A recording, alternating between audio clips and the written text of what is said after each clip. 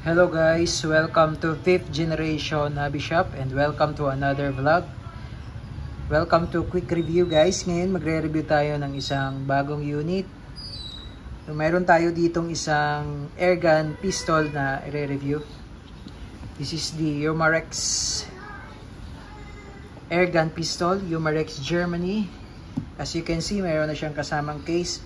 By the way, shoutout po natin si Sir Ricardo ng Pangasinan. Sir, welcome to 5th generation hobby shop. So this is the Umarex Walther CP99 airgun pistol. So ito yung kanyang specs, model, licensed by Walther. Yan, Umarex Walther CP99 silver slide black frame. So two-tone po siya. This is 4.5mm or caliber .177 CO2 powered. So maganda siya. This is 7.5 joules 8 rounder rotary magazine. Ayan. So malakas siya dahil 7.5 joules po. Ayan. So bali ang kanyang bala po ay caliber .177. So we have here the Gamo Magnum. Ang laman po nito ay 250 shots yung per can. Ngayon, ang bigat po nito ay nasa 7.86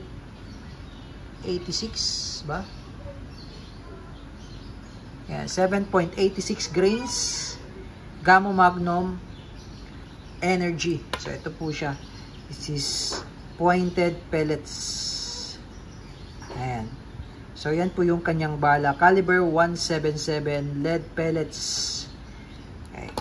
And then CO2 powered siya. CO2 cartridge pa rin yung gagamitin natin na 12G na walang thread. Okay? So ito po yung kanyang propellant. And this is the projectile. 177 po. Caliber .177.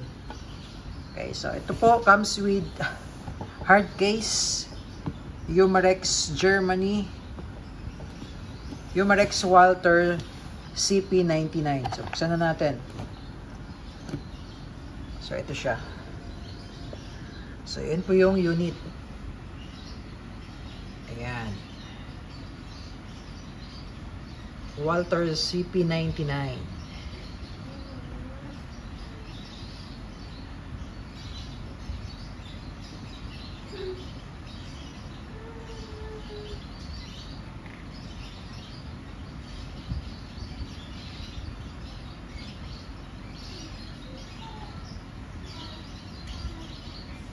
Made in Germany po yan.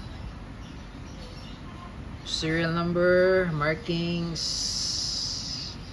caliber .177. So meron din siyang Picatinny rail for flashlight accessories. Ayan.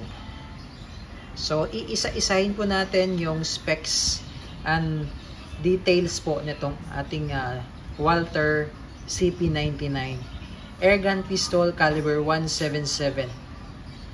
Okay.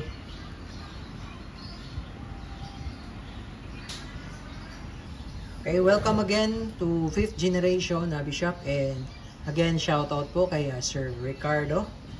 Okay, so this is the Walther CP99 licensed by Walther, comes with a hard case. Ayan. So bali ito po yung kanyang pinaka magazine. This is rotary mag 8 rounder lead pellets or .177 magazine. And also comes with extra back strap. So yung isang back strap nakakabit na po. So meron siyang pin dyan just in case na gusto nyong magpalit-palit. Actually parehas lang naman sila. Halimbawa lang na nasira na yung isang back strap, meron siyang extra. So meron siyang pin lock dyan. Ayan. Now yung pinaka CO2 niya ay meron siyang sariling slot or sariling lagayan ng CO2. Ayan, meron siyang, papansin nyo po, meron siyang magazine. Bukod dito, ito yung pinaka lagayan ng bala. Dito po natin ilalagay yung lead pellets ng bala. Tapos, meron siyang magazine mismo din para sa CO2. So, para ma-release po natin yung magazine, to release the magazine, ito po, yung mag-release, po yung mag-release niya, push nyo lang pababa. Ayan. So, ito po yung kanyang magazine for the CO2. So, nakahiwalay siya.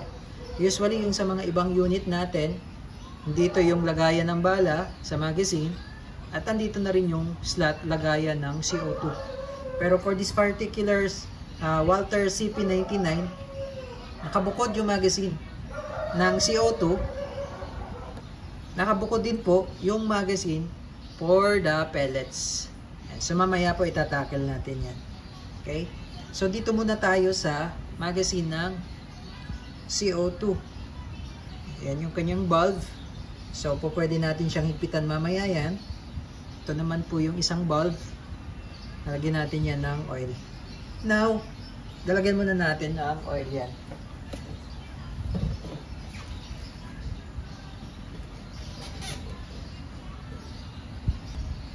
Okay po. So, lalagyan muna natin ng oil. Ito pinaka-bulb niya.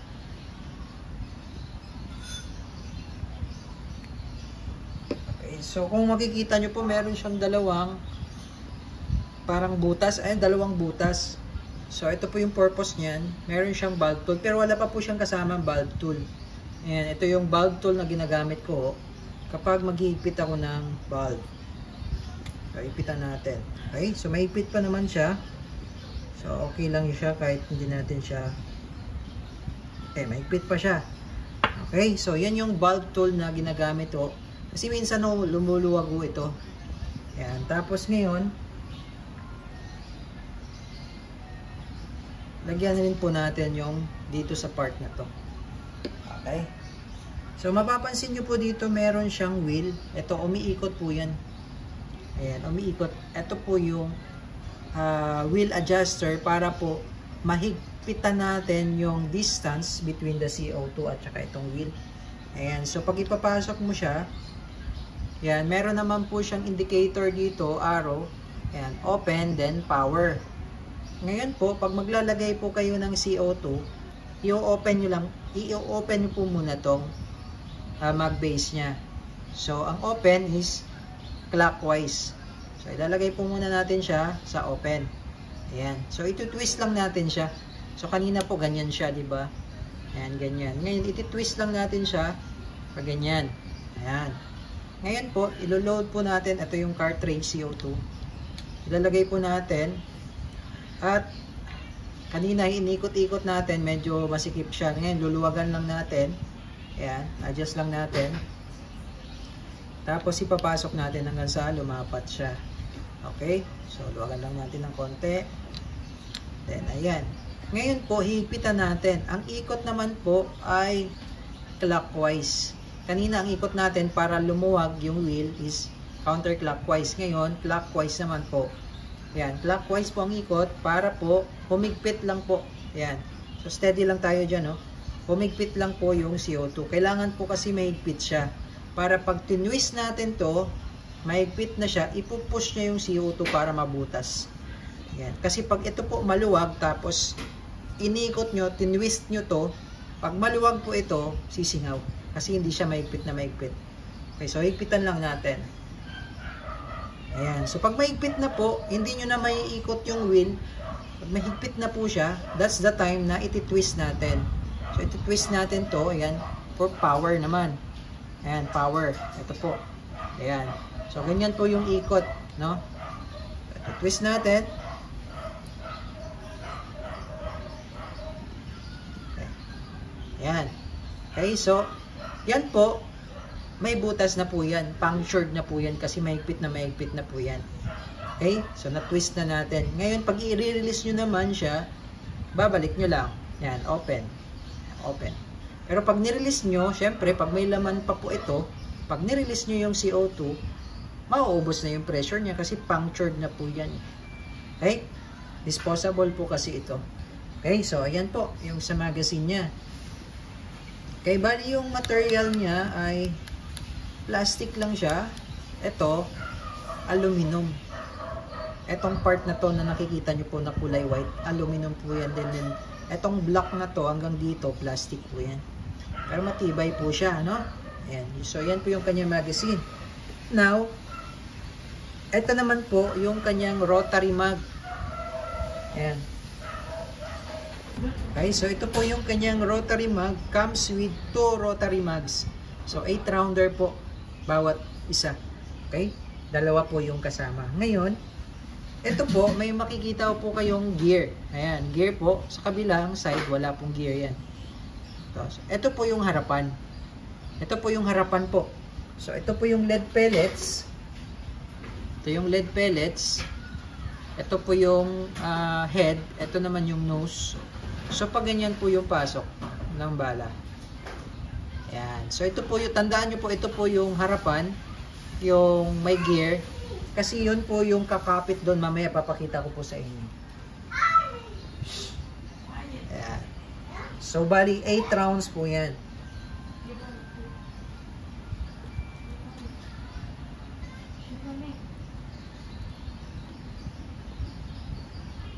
So, ang gamit natin is the Gamo Magnum caliber 177 pellets.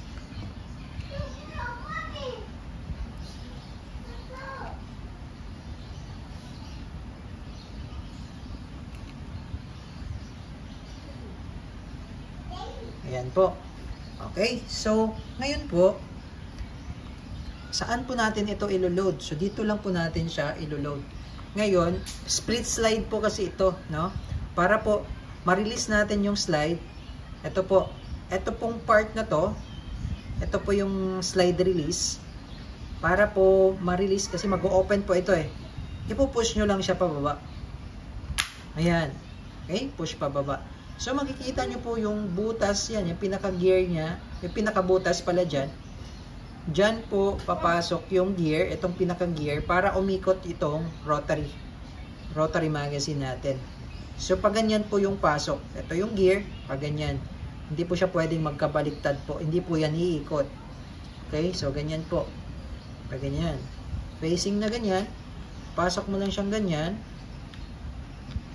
Yan. Tapos, lock. So, ibabalik lang po natin yung slide. Yan. Okay? So, lock po siya. It's a non-blowback po. So, ibig sabihin po, itong slide na to, hindi po ito gumagalaw. So, it's a non-blowback pistol. And then, after that, it's a single and double action. So, pwede mo siyang ikasa. Pwede mo siyang ikasa. Ayan. Pwede mo siyang ikasa. Pero, hindi nga po siya blowback, kaya hindi po siya gumagalaw yung slide. Ngayon po, nakikita nyo po, nakakasa yung trigger. Okay? Nakakasa yung trigger. Then, naka-red. So, that's fire. Ready to fire. Okay? So, ngayon po, meron siyang decocker.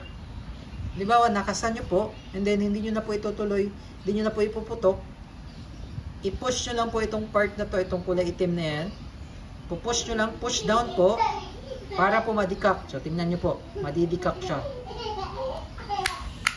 Yun. So, kung napapansin nyo po, yung trigger niya, bumalik sa dating position. So, pakita ko lang sa inyo, ikakasa ko po, para po makasa yung trigger. Ayan. And then, pwede natin siyang i-decock. So, pupush mo lang to. Ito po. Ayan, yan. Pupush nyo lang po yan. Yun. So, meron siyang decocker. Aside from safety, meron siyang manual safety, meron din siyang decocker. Ayan. So, ito naman po yung kanyang manual safety. So, to activate the safety, ito, ipupush nyo lang. Ito po. Ito. Ayan. Push nyo lang. Tapos, push forward. Ayan. So, yun po yung safety. So, hanggat hindi nyo po nakikita yung red, safety po, makikita nyo po dyan is S. Yan po yung safety. So, to deactivate naman safety, push nyo lang ulit, then backward. Ayan. So, that's fire. Okay? So, single and double action po siya. So, pwede nyo pong ikasa or pwedeng direkta lang sa trigger. Pwedeng direkta kalabit. Okay? So, ito po. Yan naman po yung kanyang sight design. So, fix po, fix rear sight. Naka-fix din po yung front sight. Then, pwede nyo pong lagyan ng accessories katulad ng flashlight. Okay, so testing po tayo. Loaded na tayo with pellets. And ito naman po yung kanya CO2. Insert lang natin. Okay, so pwede nating ilagay sa single action. Then, ready to fire.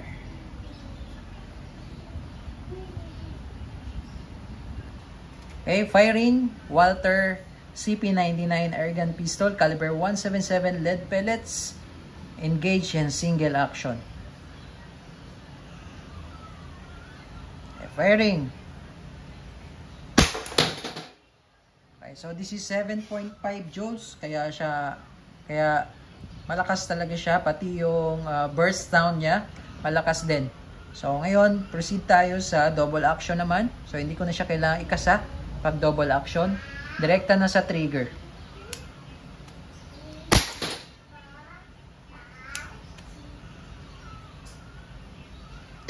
Medyo malalim lang kapag double action, pero malambot lang yung trigger niya, which is nagustuhan ko rin sa kanya kasi yung ibang trigger kasi pagka double action matigas.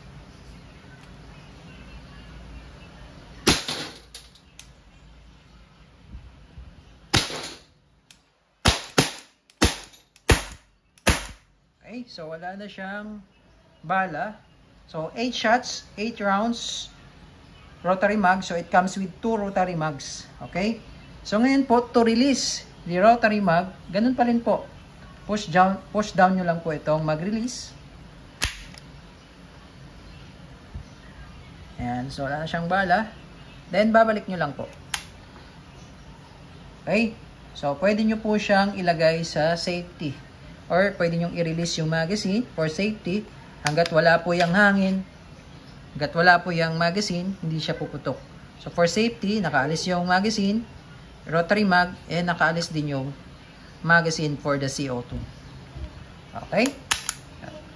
So again, this is the Walther CP99 airgun pistol.